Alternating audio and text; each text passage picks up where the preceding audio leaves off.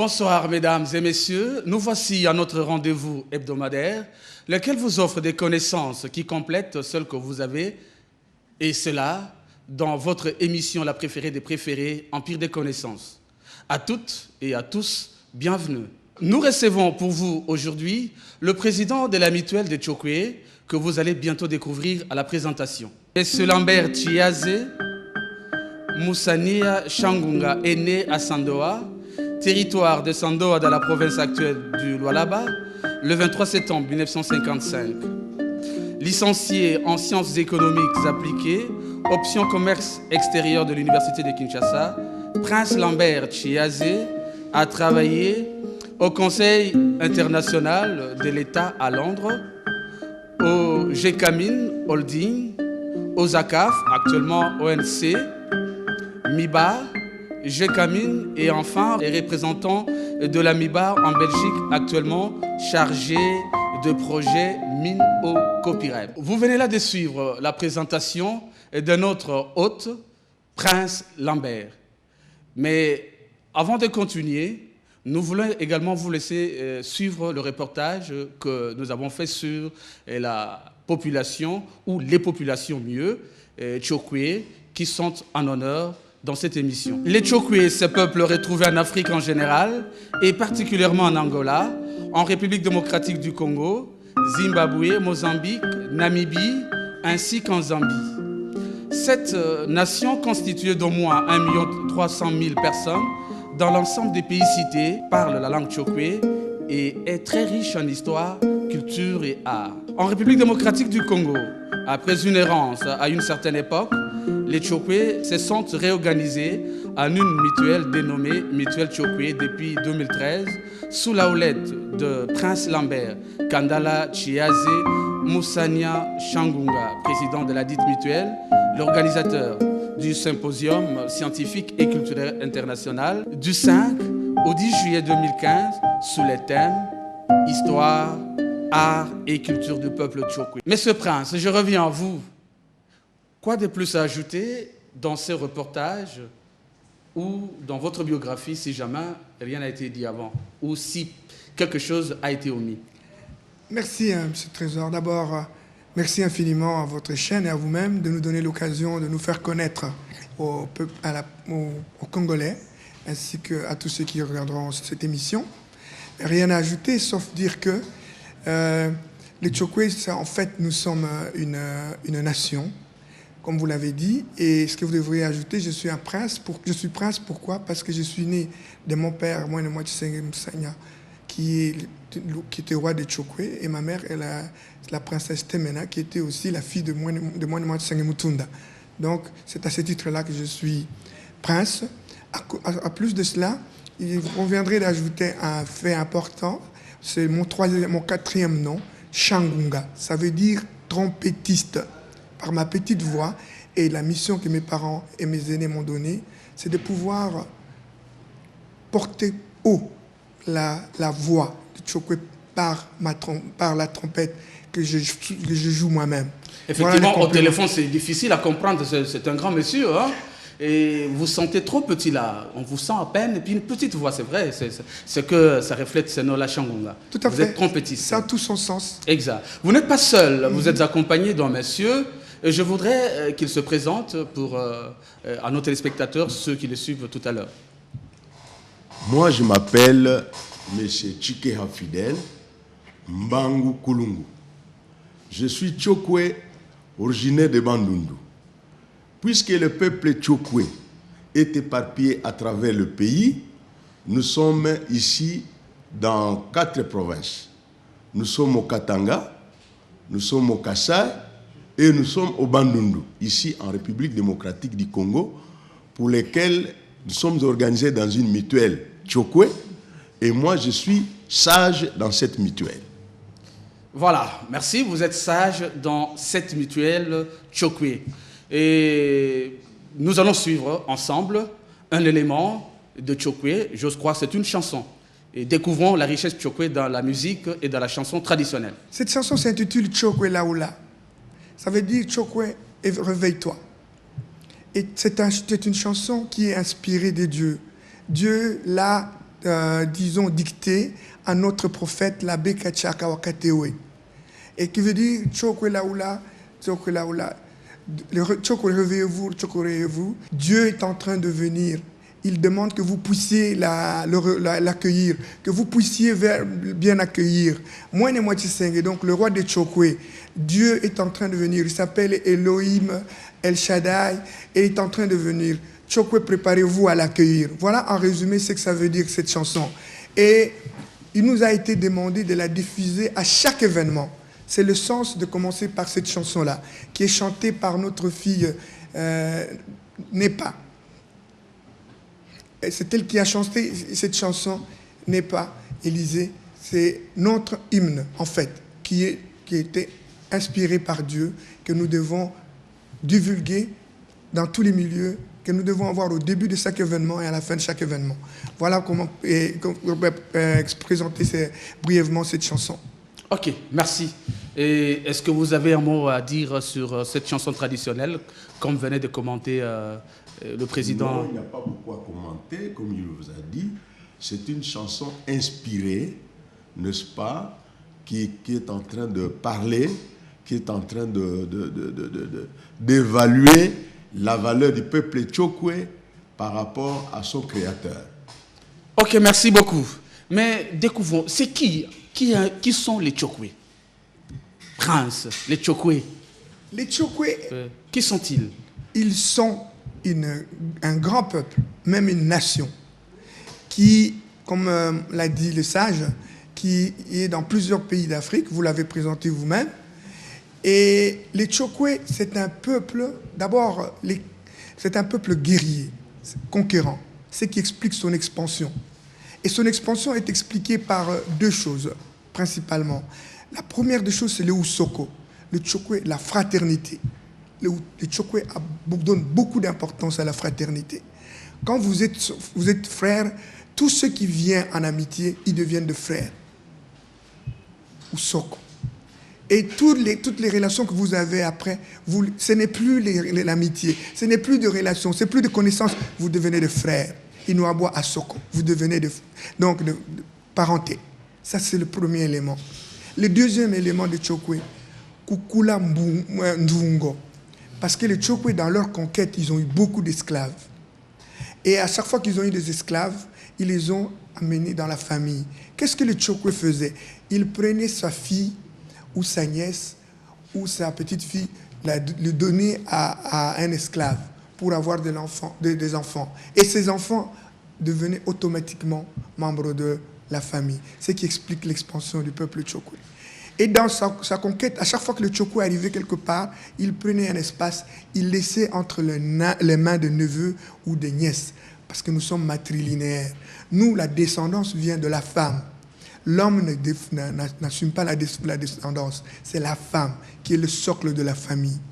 Ça, c'est ce qui fait les Chokwe, du point de vue sociologique. Mais après, quand vous allez, le Chokwe a des signes particuliers. Sa morphologie est différente.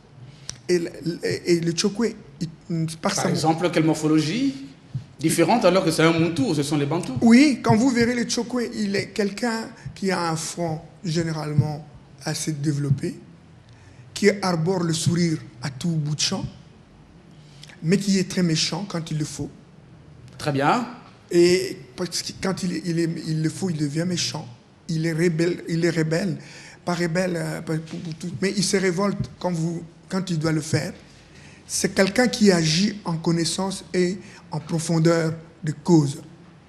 Donc le Chokwe n'est pas imprévisible. Le Chokwe est prévisible. Quand vous vivez avec lui, vous devez savoir qu'il y a des choses qu'il n'accepte pas. S'il arrive à ce niveau-là, vous ne savez pas le traiter. Ok, faites-vous compléter par votre compagnon toujours. Le sage fidèle. Les sages fidèles, oui. Oui. C'est vrai, comme il a dit, je peux abonder dans les origines Chokwe. Les Chokwe, dans leur histoire de conquête, comme il a dit... Un peu rapidement, hein, oui. Oui. Ils viennent de Lagos. Lagos, ici en Afrique, vous voyez un peu vers le Togo. Ils sont descendus. Nigeria. Nigeria, et ainsi de suite. Ils se sont installés entre l'Angola et le Congo. C'est là où l'homme blanc les a trouvés. Mais toujours dans leurs ambitions de conquérir, ils se sont éparpillés dans tous les pays d'Afrique. Donc c'est un peuple guerrier. Oui, un peuple guerrier qui a combattu, qui a conquis beaucoup de peuples autour de lui. C'est pour cela que vous allez voir la plupart de tous ses voisins, ce sont ces gens que lui a conquis. Entre autres les Bapende. Les Pende, les Lunda, les Bayaka, beaucoup. Ok, merci.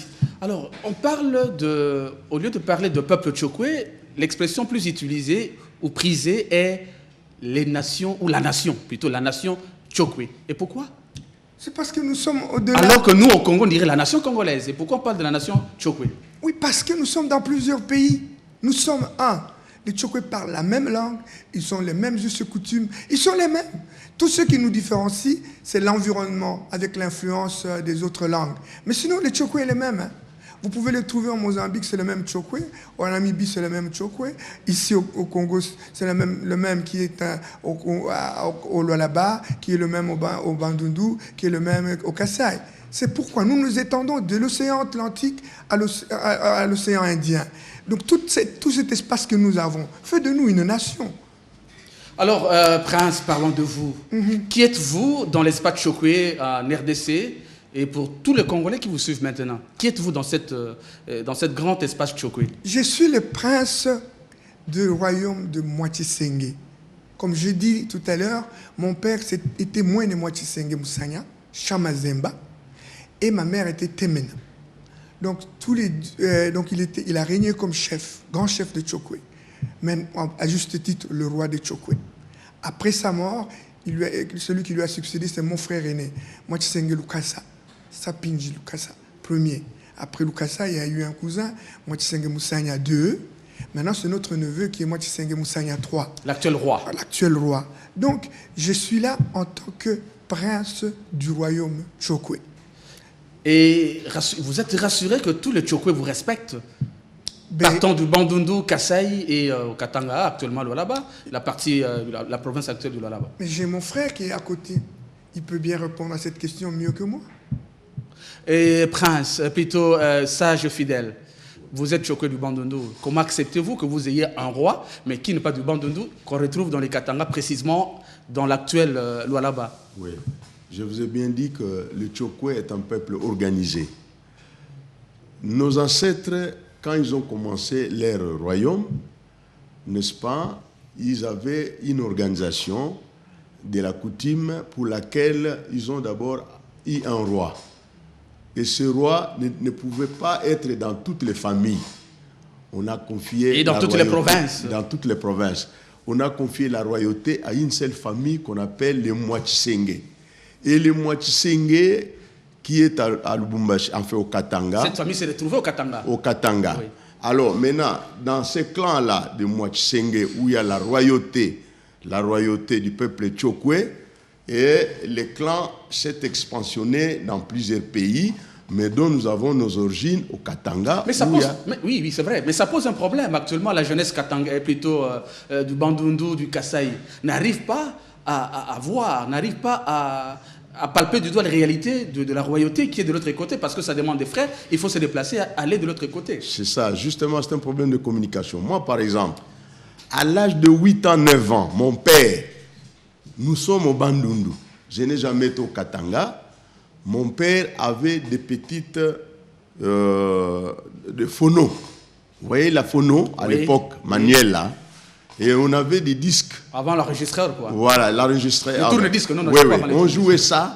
On jouait sur Mwachisengue pour me parler, pour m'informer de notre roi Tchokwe, Mwachisengue qui est au Katanga.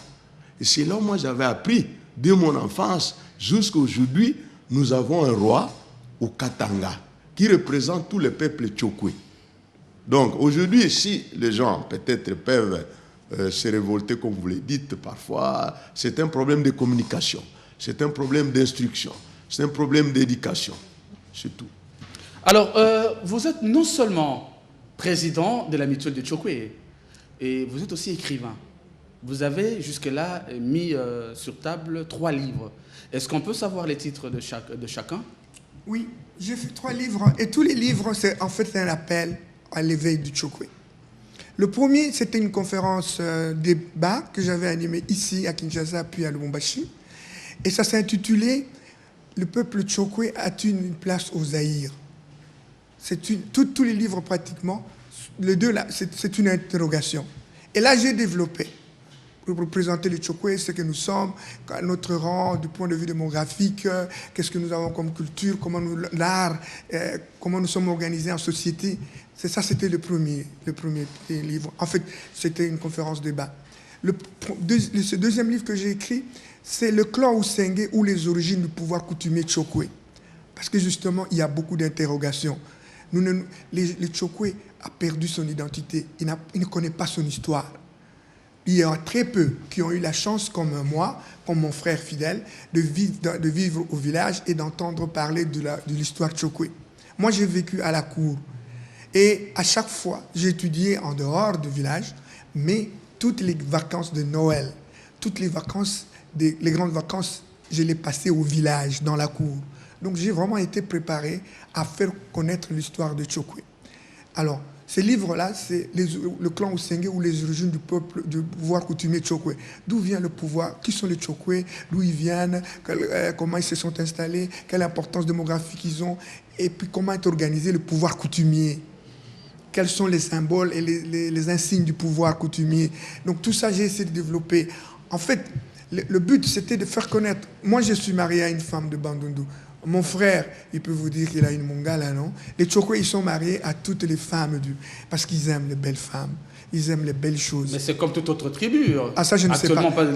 Moi, je parle. De mariage culturel. Trésor, moi, je parle des Tchokwe. Okay. Depuis des années, les Tchokwe se marient indépendamment. C'est rare qu'ils se marient. Il peut avoir sa femme, Tchokwe. Mais les Tchokwe épousent ailleurs. C'est ce qui fait leur poids démographique, leur importance. Mais c'est fait malheureusement que quand ils se sont mariés, avec le brassage, et le Tchokwe ayant été victime du colonisateur, qu'il a en fait dominé oui. Et qu'il a assujetti par d'autres parce qu'il ne voulait pas que le Tchokwe, par son intelligence, émerge, il le craignait. Et pour ça, le Tchokwe a perdu. Donc, il fallait lui prouver qu'il était moins que les autres. Et nos enfants qui naissent des deux autres parents, ils se considèrent plus de là que du Tchokwe lui-même. Alors, voilà le problème. Prince Chiazé, c'est comme si les Tchokwe semblent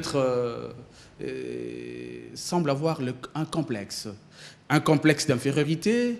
Et puisque déjà nous pouvons le lire sur votre livre, les Tchokwe ont-ils une place au Zaïre?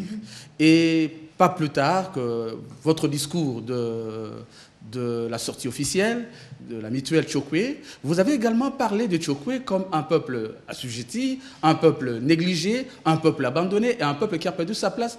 Et vous ne voyez pas s'il a perdu sa place à Selfie, c'est un peuple qui ne sait pas se considérer au concert de la nation. Je vous répondrai par un non catégorique. Ne sais pas que nous ne sommes pas nous insérer au concert des nations. Les Tchokwe complexés, c'est vrai. Il a un double complexe.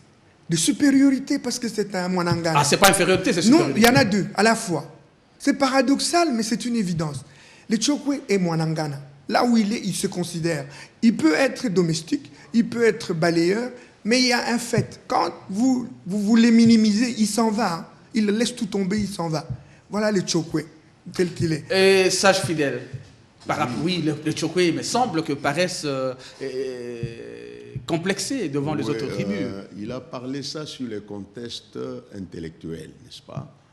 Moi, je vais aller dans un autre contexte, c'est-à-dire le peuple Tchokwe, quand le blanc l'a trouvé sur le terrain, ici, il a trouvé un peuple guerrier, un peuple combattant, qui assujettit tout le monde, n'est-ce pas? Et les colonisateurs avaient une consigne sur le peuple Tchokwe, sur tout l'espace là où il était, pour la colonisation. Il a donné une consigne pour lesquelles les Tchokwe n'avaient pas droit aux études. On ne peut pas leur donner des écoles. Ils ne pouvaient pas aller à l'armée, à la police, à l'administration, parce que lui, étant déjà organisé en soi-même sur le plan coutumier, si on l'amène encore à l'école, il apprend beaucoup de choses, il va encore dominer les autres. Alors à partir de ce moment-là, il va bloquer les mécanismes du colonisateur. C'est un consigne qui a été donné sur tout l'espace qu'habitaient les peuples Tchokwe, à commencer par les Katanga, l'Angola, le Kassai et le Bandundu. Mais la consigne n'était pas seulement donnée aux Tchokwe, c'était pour tout le monde pratiquement. Le colon n'a pas vraiment pris en charge les Congolais à l'époque dans toute l'étendue du pays. Il y a trop peu de gens qui ont étudié. Et vous connaissez, je pense, le pourcentage d'intellectuels que le colon a laissé. Ce n'est pas seulement chez vous. Bon, je vais dire ceci. Donc, il y a des références. Les gens ont écrit. Il y a les historiens, il y a les écrivains qui ont écrit. Ok. N'en faisons pas un débat, revenons plus à ce qui nous intéresse actuellement. Je crois que nous aurons le temps d'étendre l'émission à la fois prochaine. Mais parlons de la réorganisation de Tchokwe. Pourquoi avoir attendu autant d'années? Qu'est-ce qui vous motive? Qu'est-ce qui vous pousse actuellement à vous réorganiser en mutuelle Tchokwe? La réponse est... Et ce n'est pas parce qu'on s'approche des échéances politiques? Rien à voir du tout. Nous sommes un peuple qui doit s'organiser comme tous les autres. Pour la petite histoire, en fait, nous sommes ici, il y en a plus de Tchokwe de Bandundu, du Kassai que ceux du Katanga. Comment nous sommes arrivés à nous mettre ensemble? Je reviens d'Europe dans les années en 1985. L'une de mes filles tombe malade. Je suis soigné. Je suis recommandé par un médecin de chez nous, du Katanga, un cousin, qui me recommande chez un médecin qui, lui, est de Bandundu. Il a épousé une femme du Kassai, Tchokwe. Le couple-là était Tchokwe. En étant là, il nous recommande chez un professeur. Je ne voudrais pas citer les noms parce que ça dérange les gens, mais juste l'historique. Et ensemble, ils nous disent, mais comment expliquer que nous sommes les mêmes et nous sommes divisés? Pas divisés, mais nous ne nous ressemblons pas. Il faut faire quelque chose. C'est là que nous avons commencé à tenir des réunions. Nous sommes arrivés à créer ce qu'on a appelé la mutuelle Kouliva, qui réunissait les Tchokwe de Bandundu, du Kassai et du Katanga. Pour bien nous organiser, nous avons fait venir le président de Kouliva et du Katanga, qui existait déjà. Il est venu, et nous avons échangé longuement et nous avons mis en place une structure avec une présidence rotative. Ça, c'est vers les années 87, par là, 86-87. Et parlons de la récente réorganisation. Voilà. Elle est là depuis 87, mais la léthargie est totale. Le président est le même, l'inféodation devient totale. C'est passé de l'association à une fondation. Donc, c'est le président qui impose tout, qui veut tout.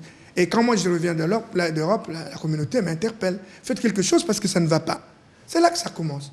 Lui, je vais voir le président, il donne un feu vert, il dit réorganisez-vous. On a commencé à organiser. Qu'est-ce qu'il fallait faire? C'était d'abord faire un recensement, connaître qui nous sommes, aller aux élections pour avoir un comité. Mais lui a soutenu ceux qui sont restés avec lui parce que j'étais absent pendant longtemps du pays. Et voilà, ça a commencé à créer des problèmes. Les frères disent, mais attendez, vous êtes notre prince, pourquoi vous contentez seulement du Katanga? Il faut nous fédérer tous. Nous sommes réunis, on a eu des débats très houleux jusqu'à définir, à organiser la structure, donc à créer la mutuelle Tchokwe, qui réunit tous les Tchokwe du Congo. Au-delà du Congo, nous sommes internationaux maintenant. Les gens de l'Angola sont là, ceux de la Namibie nous contactent. Donc voilà comment est née la mutuelle Tchokwe. Avec un objectif simple, donc l'objectif global, c'est le recentrage du peuple Tchokwe pour l'amener à l'émergence en passant par la promotion de la culture. Parce que nous avons tout perdu. Nous sommes en train de tout perdre. Notre langue, nos enfants ne connaissent pas notre langue. Les autres ne nous connaissent pas. Le Tchokwe est mal connu. Hein. Et quand nous avons fait notre sortie officielle à la Fikine, les gens étaient surpris de voir le nombre qu'il y avait. Parce que les Tchokwe ne sont pas connus. Voilà comment nous sommes arrivés à créer la mutuelle. C'est pour rassembler tous les Tchokwe. Alors, viennent les objectifs spécifiques. C'est quoi? C'est nous entraider, nous connaître, soutenir la jeunesse, savoir partager la richesse qui est dans notre espace, parce que les Tchokwe sont dans l'espace où il y a beaucoup de richesses, mais malheureusement, nous sommes l'un des plus pauvres et nous sommes absents dans pratiquement tous les secteurs de la vie nationale qui passent par les nominations ou le choix. Voilà ce qui nous motive, qui est notre leitmotiv.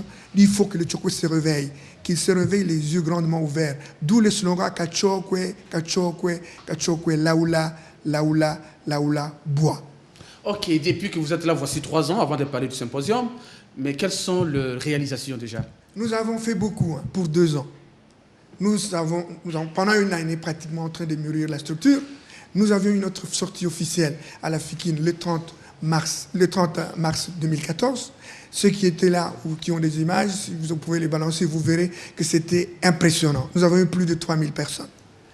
Nous avons fêté notre premier anniversaire au stade municipal de Massina avec une artiste, une vedette qui est venue d'Angola, notre fille Sandra Furiken. Oh, qu'est-ce qu'elle danse bien. Qu'est-ce que la richesse culturelle et les danses, les rites Tchokwe sont riches au stade municipal. C'était agréable à voir.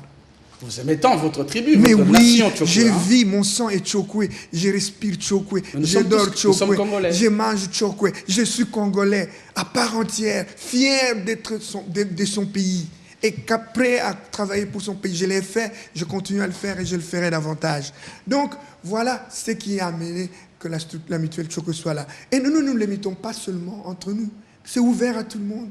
Il y a les membres ordinaires, il y a les membres d'honneur et il y a les membres sympathisants. Vous voulez être avec nous? La porte est ouverte. Partageons. Pourquoi nous parlons de la mutuelle? C'est pour arriver à partager la richesse. Ceux qui ont, par rapport aux autres, vont contribuer. Ils tombent malades, on sait le soigner. Ils sont à l'école. Parce que nous, comme je n'ai pas honte à le dire, hein, les Tchokwe peinent à mobiliser même $1000. C'est un problème énorme.